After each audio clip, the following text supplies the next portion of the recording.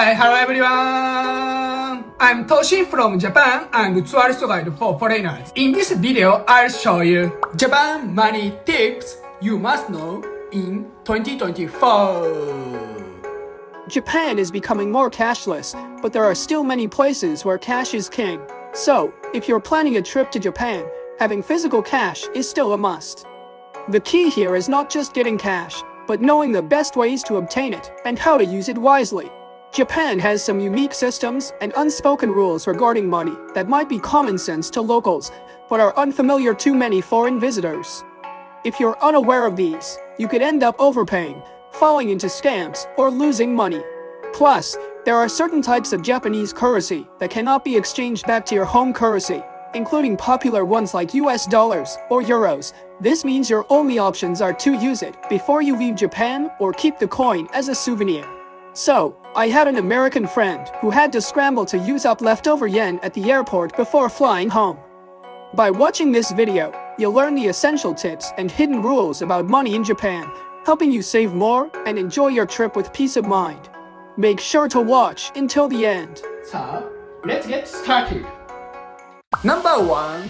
Point to note about new banknotes. Starting July 3, 2024, Japan introduced new banknote designs. A few issues may affect your travel. First, rest assured that old banknotes can still be used everywhere. Although they are not exclusively targeted at foreigners, some scams have emerged, falsely claiming old banknotes are invalid to steal money from tourists. Additionally, there have been cases where scammers in tourist areas swap 1,000 yen bills for 10,000 yen bills. So, be sure to familiarize yourself with the new designs before your trip. Some vending machines on trains and buses may not accept the new banknotes yet. In such cases, station staff or bus drivers can help exchange them for older ones. For more details on scams targeting tourists in Japan, check out my previous video. Number 2. Cash is king. In many countries, digital payments have become so common that carrying cash is almost unnecessary. While Japan is also moving towards a cashless society, there are still plenty of places where cash is king. You might be surprised to find that cash is still widely used in supermarkets, restaurants, and even vending machines across Japan. One of my American friends, used to relying on credit cards back in the US, didn't bother getting cash when he first arrived in Japan. As a result, he could only shop at places that accepted credit cards, missing out on some of the places he really wanted to visit.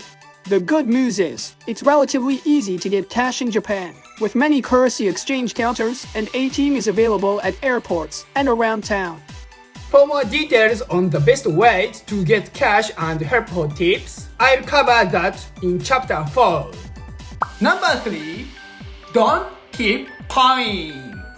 As mentioned earlier, cash is still essential in many places when traveling in Japan. However, here's something very important you need to know. Many currency exchange services in Japan do not accept coins, only bills. So, if you're left with a lot of coins at the end of your trip, you may not be able to exchange them back into your home currency or popular ones like US dollars or euros.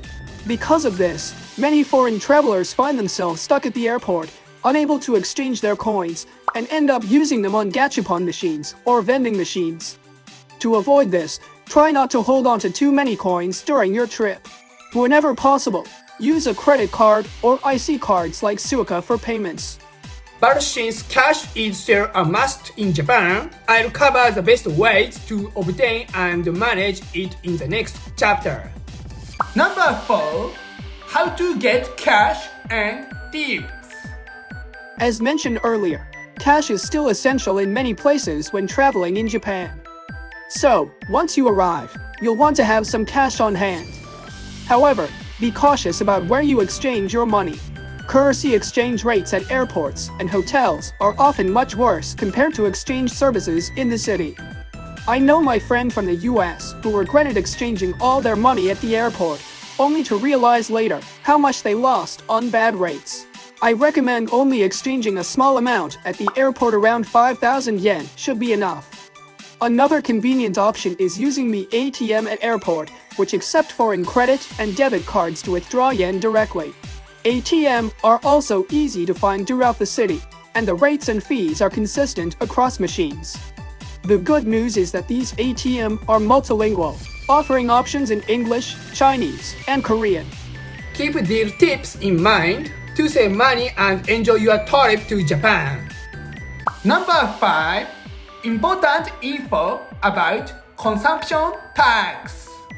Japan's standard consumption tax rate is 10%, but there's a reduced rate of 8% for essential items. For example, everyday groceries purchased at supermarkets are taxed at 8%, while non-essentials like tobacco and alcohol are taxed at the full 10%.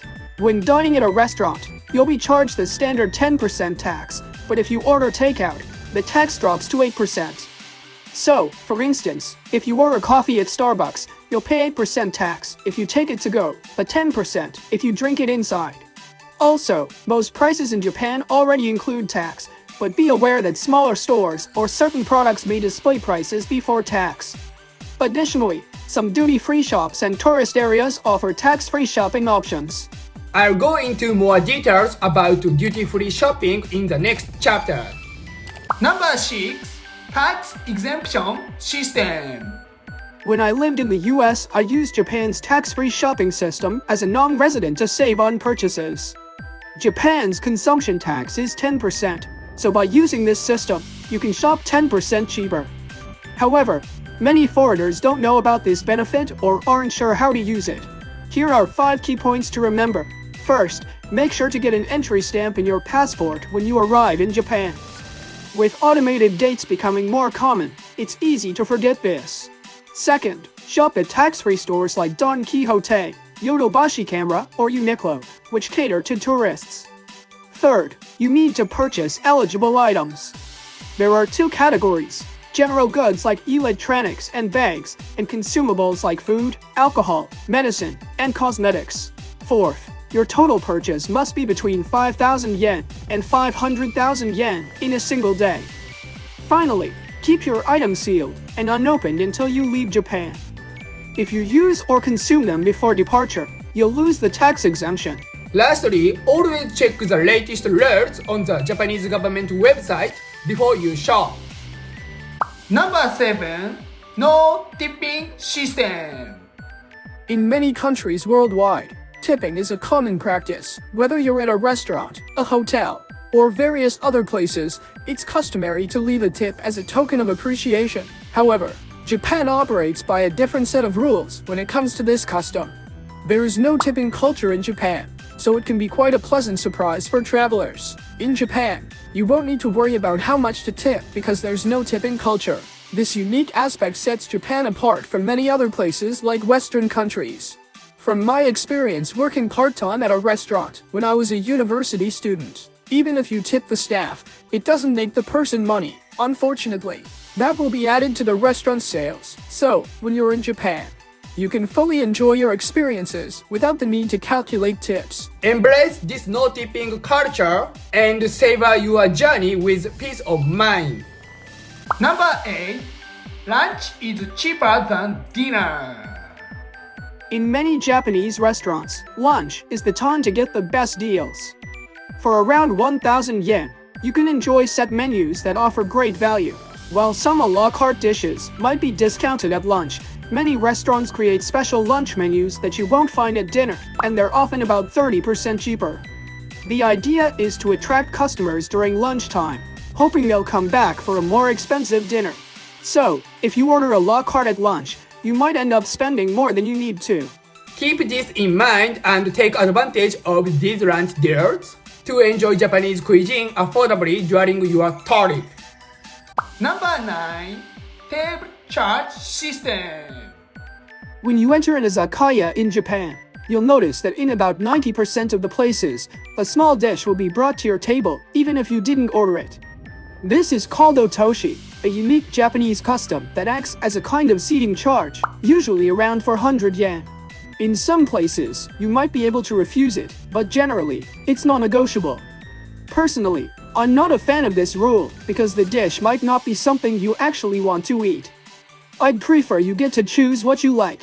If you want to avoid this, I recommend ordering a set course meal or opting to drink at a regular restaurant instead of an izakaya. For more on other unspoken rules regarding alcohol in Japan, check out my previous video. Number 10. Don't donate to street monks. You might come across someone dressed as a monk on the street, asking for donations. They often claim it's for religious or temple-related purposes and may show you a book with a list of names and donation amounts to make their story seem credible. However, those names and amounts are likely fake, and the money you give will just end up in their pockets. These people are not real monks. They're running a scam that targets foreign tourists, especially those unfamiliar with Japan's temple culture. A friend of mine from the US was also tricked into donating. I've personally seen this scam in places like Ueno in Tokyo and Kamakura in Kanagawa Prefecture. To protect yourself, I recommend avoiding any donations to these individuals. If you truly want to support a temple or religious cause, it's best to visit an established temple and donate there. How was Japan money tips in 2024? Please share your thoughts in the comment section. Don't forget to subscribe to my channel and like button. See you in my next video. Bye!